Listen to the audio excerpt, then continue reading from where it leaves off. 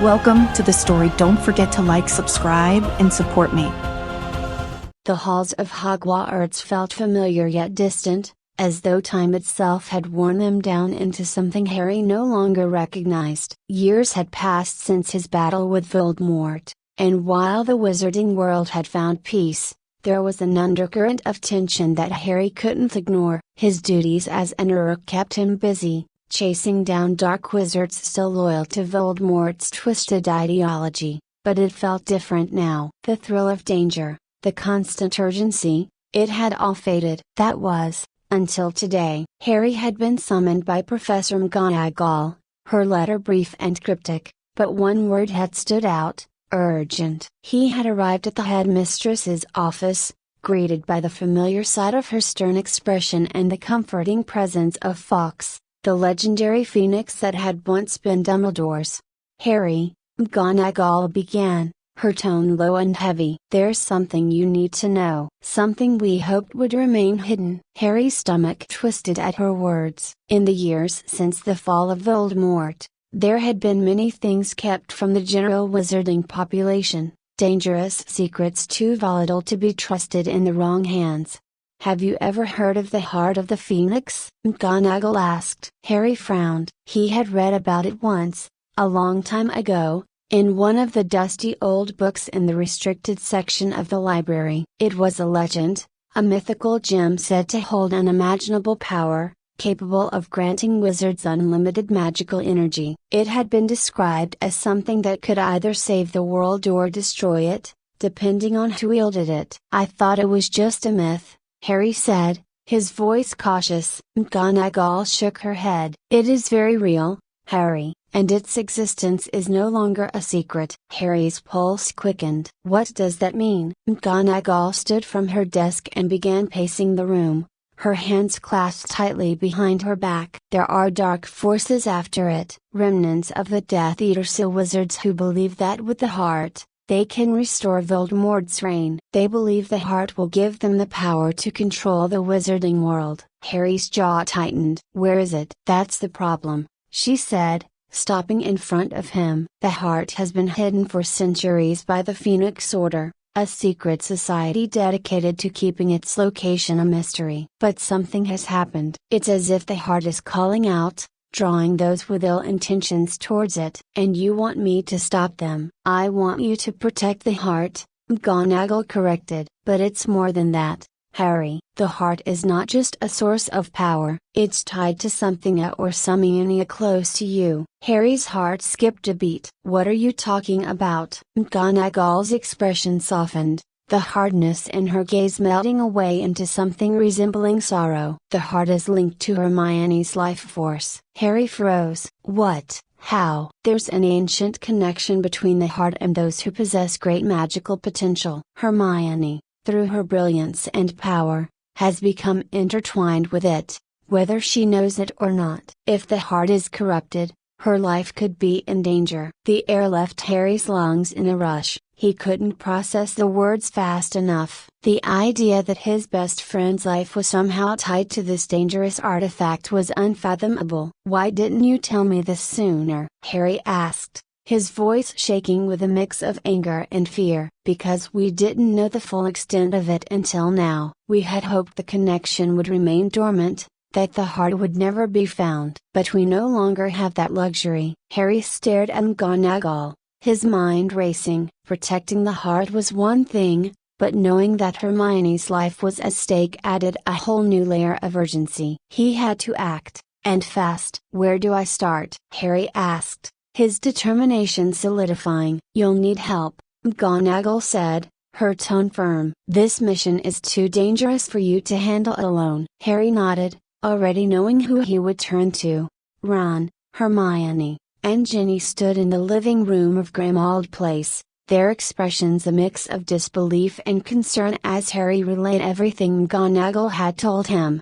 "So, let me get this straight," Ron said, running a hand through his ginger hair. "Some dark wizard wants to get their hands on this all-powerful gem, and if they do, Hermione's life is in danger?" "That's the gist of it," Harry replied, his voice tight. "Hermione, who had been unnervingly quiet up until this point, finally spoke. "How is this possible? I've never even heard of the heart of the phoenix, let alone had any connection to it." "I don't know," Harry admitted, but McGonagall seemed certain. "She thinks it's because of your magical ability as your intelligence, your power. Somehow, you've become connected to it." Hermione frowned, deep in thought. "If what she says is true, then we have no choice. We have to find the heart before they do." "Absolutely not," Ron said, crossing his arms. "There's no way I'm letting you go near something that could kill you." Hermione shot him a look. "I'm not going to sit by and do nothing while dark wizards try to take control of something that could destroy the world. Besides,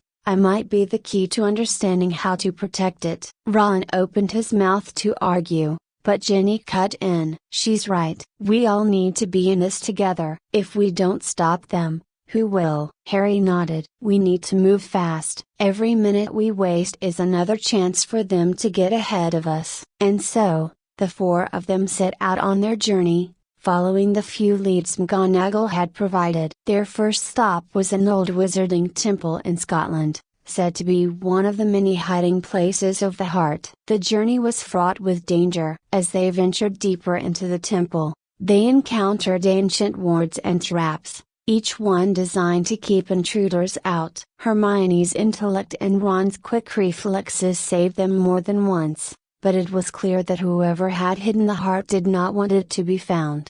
Deep within the temple, they finally found a clue: a series of runes etched into the stone floor. Hermione crouched down, running her fingers over the symbols. "These are ancient protection runes. They're designed to keep the heart safe, but they can also be used to track its location." "Can you read them?" Harry asked, his heart pounding with anticipation. Hermione nodded, her eyes scanning the runes. It's not far from here. In fact, it's close." Ron glanced around, his hand resting on his wand. "Close? Like how close?" "Close enough that we're not the only ones looking for it," a voice hissed from the shadows. Harry's blood ran cold as he spun around, his wand raised. Standing before them was a figure cloaked in darkness, his eyes glowing with malevolent power. It was Morwen, the dark wizard McGonagall had warned him about. "Drop your wands," Morwen sneered,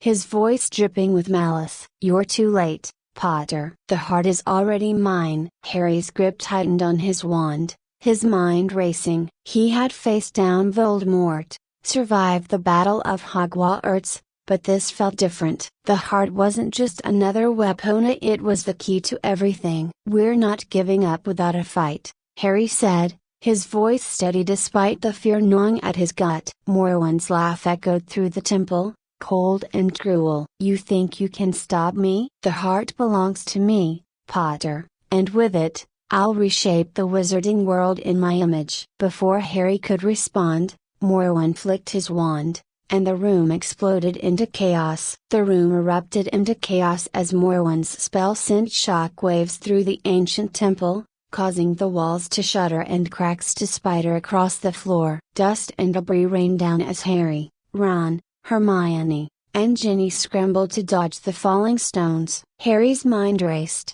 every instinct in his body screaming at him to fight, but the sheer force of Morwen's magic made him hesitate for a fraction of a second, just enough time for the dark wizard to make his next move.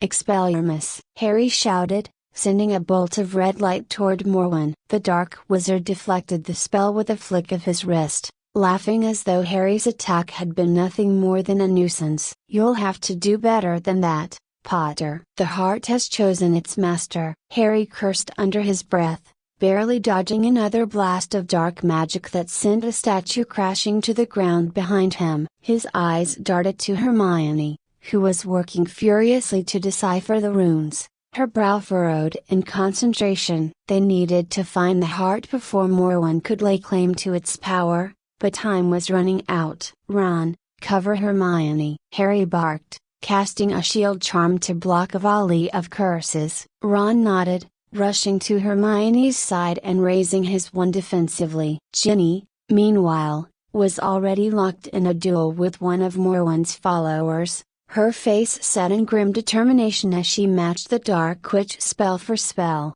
"We can't keep this up," Ron shouted over the din of battle, deflecting a curse aimed at Hermione. "We need to find the heart before he does." "I'm working on it," Hermione snapped, her fingers flying over the ancient symbols as she muttered under her breath. "These runes.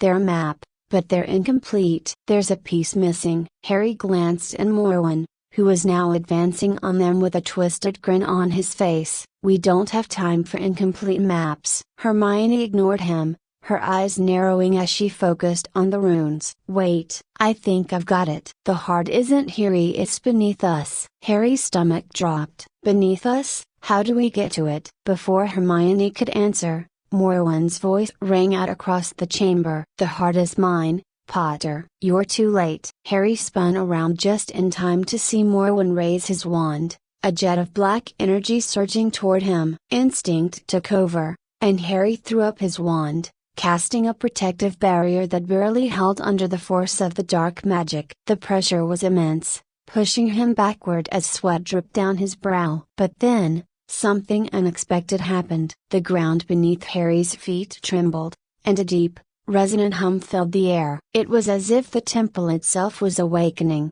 responding to the presence of the heart. The runes on the floor began to glow with a brilliant, golden light, and Harry felt a strange warmth wash over him, a warmth that was both comforting and powerful. "The heart," Hermione whispered, her eyes wide with realization. "It's calling to you, Harry." Harry didn't have time to process her words. The floor beneath him gave way with a sudden jolt, and before he could react, he was falling plummeting through a dark, cavernous tunnel with no idea where it led. The fall seemed to last forever, but when Harry finally hit the ground, the impact knocked the wind out of him. He gasped for breath, his vision swimming as he tried to make sense of his surroundings. The chamber he had fallen into was unlike anything he had ever seen, vast and ancient, with walls carved from obsidian stone that shimmered with a faint, otherworldly light. At the center of the chamber, suspended in midair, was the heart of the phoenix. It was beautiful, radiant with a light so pure and intense that it seemed to pulse with life itself. The gem floated within a shimmering barrier of magic, untouched by time or decay. And yet, there was something unsettling about Ida, something that made Harry's skin prickle with unease. He staggered to his feet, his heart pounding in his chest. This was it. The heart of the phoenix, the artifact that could grant unlimited power to whoever possessed it. The temptation was palpable. A pull so strong that Harry could feel it tugging at his very soul. But he knew, deep down, that this power came with a cost he wasn't willing to pay. "I wouldn't touch that if I were you, Potter." Harry whipped around to see Morwen standing at the edge of the chamber, his wand raised and a malicious smile on his face. "You see, the heart chooses its master, and it's already chosen me." Harry's eyes narrowed, his grip tightening on his wand. "You're not taking it." Morwen laughed, a cold, hollow sound that echoed through the chamber. "You really think you can stop me? This isn't a game, Potter. This is destiny. The heart belongs to me, and with it, I'll have the power to reshape the world in my image." Harry's mind raced. He couldn't let Morwen take the heart. If he did, everything they had fought for, everything they had sacrificed, would be for nothing. But how could he stop him? The heart's power was overwhelming, and Harry had no idea how to control it. And then, a voice echoed in his mind, a voice that was soft yet powerful, like the song of a phoenix. "The heart is not a weapon, Harry. It is a choice." Harry's breath caught in his throat. The heart was alive, aware. It wasn't just an artifact, it was a force of nature, a living embodiment of magic itself, and it was offering him a choice. Morwen raised his wand, dark magic swirling around him. "This is your last chance, Potter. Step aside, or I'll destroy you." Harry didn't move. Instead, he closed his eyes, focusing on the warmth of the heart, the way its light seemed to fill him with strength. He reached out, not with his hands, but with his mind, willing the heart to hear him. "I don't want power, He thought, I just want to protect the people I love. For a moment, there was silence. And then, the heart responded. The barrier around the gem shattered, and a wave of golden light exploded outward, filling the chamber with blinding radiance. Morwen screamed, his body convulsing as the light engulfed him, his dark magic unraveling before Harry's eyes. Harry felt the warmth of the heart surge through him, filling him with a power that was unlike anything he had ever experienced. But it wasn't overwhelming, it was calm, steady, and full of purpose. When the light finally faded, Morwen was gone. The chamber was silent, save for the soft hum of the heart, still floating in midair. Harry stared at the gem, his heart heavy. The power it offered was still there, still within his reach. But he knew what he had to do. Without hesitation, he raised his wand and whispered a spell that would destroy the heart, once and for all. The gem shattered, its light flickering and then fading into nothingness, and with it, the temptation, the danger, was gone. Harry collapsed to the ground, his body trembling with exhaustion. It was over. Morwen was gone, and the heart of the phoenix was no more. But as he lay there, catching his breath, a thought crept into his mind. What would the world be like, now that such power was lost? He didn't have the answer. All he knew was that, for now, they were safe.